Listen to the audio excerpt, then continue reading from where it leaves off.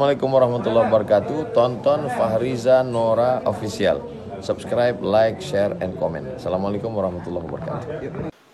Assalamualaikum warahmatullahi wabarakatuh. Alhamdulillahilladzi ja'alana syahran mubarakah. Yaqulullahu ta'ala fi kulli lailatin hal min sa'ilin fa'atihi su'alahu wa hal min ta'ibin fa'atubu alaih hal min mustaghfirin fa'aghfirullah. Wassalatu wassalamu ala sayyidina Muhammad ibn Abdillah wa ala alihi wa sahbihi wa man tabi'ah, amma ba'. Yang terhormat seluruh panitia Masjid Jami yang mulia, yang terhormat Bapak Kapolres Kota Luxmawe, hadirin wal hadirat sidang jamaah insya dan tarawih rahimakumullah. Setiap malam di dalam bulan Ramadan Allah berfirman, hal min sa'ilin, kata Allah, adakah di antara hambaku yang meminta, fa'atihi su'alahu, maka pastinya aku akan memberikan setiap permintaannya. Yang kedua, hal min taibin, adakah di antara hambaku yang bertaubat, fa'atubu alaih, maka aku pun akan menerima taubatnya. Yang ketiga, hal min mustaghfirin, adakah di antara hambaku yang memohon ampun, fa'aghfirullah, pastinya aku akan menerima ampunannya. Yang menjadi pertanyaan, setiap waktunya kita bertaubat kepada Allah Subhanahu wa ta'ala. Bahkan Ramadan merupakan bulan tempat yang mustajabah doa, diterimanya taubat oleh Allah Subhanahu wa ta'ala. Adakah taubat kita telah diterima oleh Allah? Rupanya pertanyaan yang sama pernah ditanyakan kepada beberapa para ulama. Ada yang bertanya, ya ulama, hal ya'riful abdu, adakah seorang hamba itu mengetahui idza taba anna taubatahu qubilat amruddat, seandainya hamba itu melaksanakan taubat kepada Allah Subhanahu wa ta'ala, apakah dia tahu taubatnya diterima atau ditolak? Apa jawab para ulama? Jawabnya, la ukima fi dzalik. Tidak ada yang mampu memastikan bahwa taubat seseorang itu diterima oleh Allah ataupun ditolak oleh Allah. Tapi kata para ulama, kullu syai'in ayatun. Setiap sesuatu itu ada tanda-tandanya. Setiap sesuatu itu ada buktinya. Walakinna dzalika alamatu sittatin. Begitu pula kaitan dengan masalah diterima taubatnya seseorang oleh Allah Subhanahu wa ta'ala, itu pun ada tanda-tandanya. Maka jawab ulama, tanda-tanda seseorang itu diterima taubat oleh Allah Subhanahu wa ta'ala itu ada 6. Maka coba sama-sama kita muhasabah, introspeksi diri, melihat kepada diri pribadi, apakah ke-6 tanda-tanda ini telah kita miliki? Bila mana ke-6 tanda ini telah kita miliki, alhamdulillah, kita termasuk di antara hamba Allah yang telah diterima taubat kita oleh Allah Subhanahu wa ta'ala. Yang pertama, tanda seseorang telah diterima taubat oleh Allah Subhanahu wa ta'ala, ayyara nafsuhu ghaira ma'sumatin minal ma'siyah. bahwa dirinya itu yakin. Apa yang dia yakini? Bahwa dianya itu tidak maksum daripada maksiat. Dia sadar bahwa dirinya itu tak luput daripada salah dan dosa. Kullu adama khata'. Setiap manusia itu pasti punya salah dan dosa. Sehingga senantiasa dia itu terus bertobat kepada Allah Subhanahu wa taala. Senantiasa dia bertobat kepada Allah. Kenapa? Karena dia sadar bahwa dirinya itu tidak pernah luput daripada salah dan dosa kepada Allah.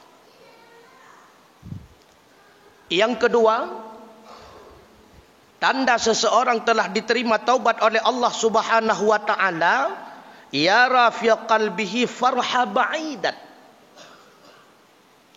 Dia senantiasa melihat di dalam lubuk hatinya farhan ba'idan, rasa kesenangan itu sangat jauh daripadanya. Wa hadzana hadiran anhu. Tapi yang senantiasa timbul di dalam batin hatinya rasa kegundahan, rasa was-was, rasa gelisah. Apakah Allah telah menerima taubat saya atau belum? Apakah Allah telah menerima taubat saya atau belum? Sehingga senantiasa dia memperbaiki taubatnya. Terus dia memperbaiki taubatnya. Karena dia senantiasa ragu-ragu atas taubat yang telah dia lakukan kepada Allah. Ini merupakan tanda seseorang telah diterima taubat oleh Allah Subhanahu wa taala. Artinya hatinya tidak pernah aman. Hatinya tidak pernah tentram. Senantiasa gundah, senantiasa was-was terhadap diri pribadinya. Siapa tahu Allah Subhanahu wa taala tidak menerima taubatnya. Maka terus dia memperbagus setiap amal kualitas ibadahnya. Yang ketiga, tanda seseorang telah diterima taubat oleh Allah Subhanahu wa taala, yaqrabu ahlal khairi wa yubaidu ahlal syarri. Dia senantiasa dekat dengan ahli-ahli kebajikan, mendekati para ulama, mendekati para ahli ibadah, dan dia senantiasa menjauhi orang-orang yang melakukan perbuatan-perbuatan yang hina, perbuatan-perbuatan yang jelek, para ahli maksiat. Kenapa dia menjauhinya? Khaufan minal wuqu'i lal ma'siyah. Karena dia khawatir bila mana berteman dengan ahli maksiat, dia pun akan jatuh kepada maksiat yang sama. Ini adalah tanda-tanda orang yang telah diterima taubat oleh Allah Subhanahu wa taala. Senantiasa mencari temannya orang-orang yang ahli ibadah, berteman dengan orang-orang yang ahli kebaikan, berteman dengan para ulama, orang-orang yang alim, para cendekiawan, menjauhi orang-orang ahli maksiat dan sebagainya. Bahkan dia tidak pernah mendekati tempat-tempat maksiat karena khawatir terhadap dirinya. Bisa saja dia terjerumus kepada maksiat tersebut. Ini adalah tanda orang tersebut telah diterima taubat oleh Allah Subhanahu wa taala. Subhanallah. Tanda selanjutnya kata ulama, yaral qalila minad dunya katsiran. Yang nampak baginya dunia ini sedikit, walau bentuk kenikmatannya itu banyak. Dunia ini hina, walau nampak pada pandangan orang dunia ini begitu mewah. Sehingga dia mengambil bahagian daripada dunia hanya sebatas untuk kecukupan hidupnya. Tidak pernah hidup dalam bermewah-mewah. Tidak pernah berangan-angan. Sedangkan kaitan dengan amalan, wa yaral katsira min amalil akhirah qalilan. Amalan akhirat bentuknya itu sangat banyak. Bentuk amal ibadah berbagai macam. Akan tetapi dia merasa bahwa dirinya sangat sedikit melaksanakan amal yang saleh. Sehingga dia terus melaksanakan, menambah. Bukan cuma kualitas, bahkan menambah amal kebaikan, tinjauan dari kuantitasnya. Subhanallah. Tanda selanjutnya bahwa seseorang itu telah diterima taubat oleh Allah Subhanahu wa taala, yara qalbahu mustaghilan bimal tadzama minallahi ta'ala khaliyan amma kafalallahu ta'ala lahu minar rezeki. Dia melihat di dalam lubuk hatinya berbimbangnya dengan amal kebajikan yang telah diperintahkan oleh Allah Subhanahu wa taala. Amal kebajikan itu bukanlah asal muasal untuk mendapatkan rezeki di sisi Allah.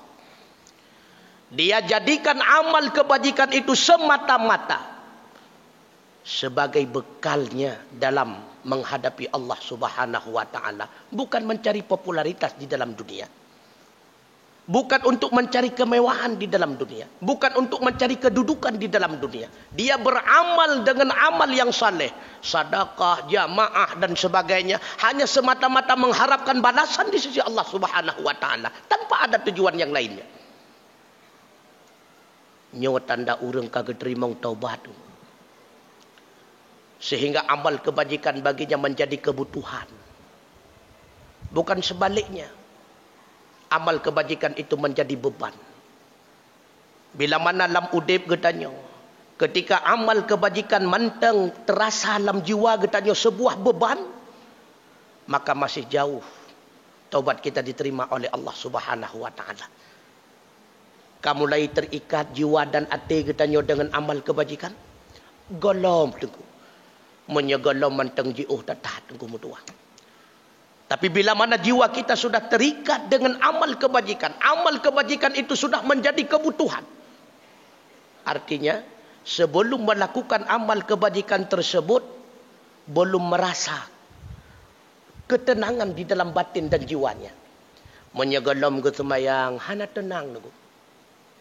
Menyegelom ke baca Al-Quran, musabahin, golom nak ketenangan. Menyegelom na zikir mesretuh golom na ketenangan. Itu pertanda jiwanya telah terikat dengan amal kebajikan. Dan itu bahagian daripada tanda-tanda seseorang itu telah diterima taubatnya oleh Allah Subhanahu wa taala. Subhanallah. Kemudian kata ulama, tanda yang terakhir, yakunu hafidhal lisan. Tanda orang yang telah diterima taubatnya oleh Allah Subhanahu wa taala, dia senantiasa menjaga dan memelihara lisannya. Dia tidak akan pernah bertutur kata dengan bahasa yang tidak bermanfaat bagi dunia dan agamanya. Makanya dipegah oleh Rasulullah, di antara tanda urang yang bangai tengku, dia itu terlalu banyak berbicara padahal pembicaraannya tidak ada manfaat sedikit pun. Jangankan untuk agama, untuk dunia pun tidak ada manfaatnya. Itu tanda orang bodoh. Nya sering ulang tu. Kebanyakan katanya lebak pegah untuk nak pelemah bak orang lain seolah-olah tak tepu dempu. Ujung buat wate tak pegah memehi tu hana ada tepu-tepu. Nya sering tu. Jadi tutur kata, ucapan, bahasa yang kita ungkapkan itu mencerminkan jiwa kepribadian kita. Nya berdegah-degah. Bahasa yang tamu tutur, nyahinan menampakkan carang dan bangai katanya waktu. Maka kira-kira yang hana tertepu, bek pegah, bek sok-sok tepu, ujung but mehi tatat katanya tan tertepu-tepu. Maka orang yang telah diterima taubatnya oleh Allah Subhanahu wa taala, hafizul lisan. Senantiasa dia akan menjaga lisannya. Apalagi dalam Ramadan. Ghibah, namimah dapat menghilangkan pahala puasa. Kemudian, daimal fikri, senantiasa dia mempergunakan akalnya. Dia senantiasa mengingat keagungan Allah Subhanahu wa taala, kenikmatan syurganya Allah yang telah dipersiapkan. Berbagai macam bentuk azab neraka Allah. Na'udzubillah. Senantiasa dia mengingat bahawa dunia ini madra'atil akhirah. Hanya sebatas tempat bercocok tanam. Sedangkan memetik kehasilan itulah di akhirat kelak. Kemudian, lazimal ghammi wan nadamah. Selalu dia itu berduka cita. Dan senantiasa dia itu menyesal atas segala perbuatan maksiat yang telah dia lakukan. Ketika dia mengingat kembali maksiat yang telah dia perbuat, air matanya terurai dengan sendirinya, berlinang tanpa sengaja. Beolah tunggu. Beahwat tadi ngurung baca doa Allahumma ghfir lana kapura-pura kli ilikor yang hana si geglung le malaikat. Be olah dengan sendirinya. Coba kita menjiwai, mengingat berapa banyak dosa yang telah kita lakukan. Jikalau ada diri pribadi tunggu. Jangan sok bersih kita nyodong. Jangan sok suci kita. Semua kita punya dosa. Semua kita punya kesalahan. Makanya apa kata Sayyidina Umar? Wa katama awliya'ahu minan nas. Allah menyembunyikan aulianya di antara manusia. Makanya jangan menganggap hina orang lain. Terkadang orang yang kita anggap hina jauh lebih mulia di sisi Allah daripada kita. Anggap diri dronyo cukup hina. Umur katanya na yang 60, na yang 70, na yang 80, na yang 90. Coba kita renungkan. Dalam usia yang begitu banyak telah dipersiapkan oleh Allah kepada kita udip katanya yang cukup natrib. Adakah lebih banyak kita peruntukkan dalam ibadat atau maksiat? Benar merasa malaya katanya dengan Allah Subhanahu wa taala. Berapa banyak nikmat Allah yang telah kita nikmati belum seberapa bila mana dibandingkan dengan ibadat yang telah kita lakukan. Oleh karenanya, urang si ulun tuan, saudara-saudara ulun tuan, cobalah renungkan kembali. Mungkin ini Ramadan terakhir kesempatan bagi kita. Cobalah senantiasa bertaubat kepada Allah Subhanahu wa taala. Taubat dengan taubatan nasuha. Nyo kesempatan emas. Belum tentu Ramadan yang akan datang, Ramadan tahun depan Allah akan memberikan kesempatan kali ini sebagaimana yang kita rasakan hari ini. Belum tentu Allah akan memberikan kesempatan kali yang kedua kepada kita. Menyekan dalam Ramadan nyo mengubah citanya yang siat pajalam tu. Menyekan dalam Ramadannya getanya mutamah taat pajalam debu. Menyekan dalam Ramadannya getanya mulai taubat pajalam debu. Menyekan dalam Ramadannya getanya khatam Al-Quran pajalam debu. Menyekan dalam Ramadannya getanya senantiasa melaksanakan salat tarawih pajalam debu. Coba tanyakan kepada diri pribadi. Kematian senantiasa mengintip kita. Aina matakunu yudrikumul maut walau kuntum fi burujim musayyadah. Kemanapun kita pergi, dimanapun kita berada, sekalipun kita masuk di dalam peti besi, yang namun kematian tetap akan menjumpai kita. Kiranya Allah menerima semua taubat kita dengan kebaikan dan keberkahan bulan Ramadan dan dengan keistimewaan bulan Ramadan. Kiranya Allah mempersiapkan kita semua menjadi hamba-hambanya yang muttaqin, hamba-hambanya yang senantiasa menikmati berbagai macam kenikmatan di akhirat. Itulah nikmat surganya Allah, surga Jannatun Naim. Amin ya Allah, amin ya Rabbal Alamin. Terima kasih atas segala perhatian, mohon maaf atas segala kekurangan. Usikum wa nafsi bitaqwallah. Wassalamualaikum warahmatullahi wabarakatuh.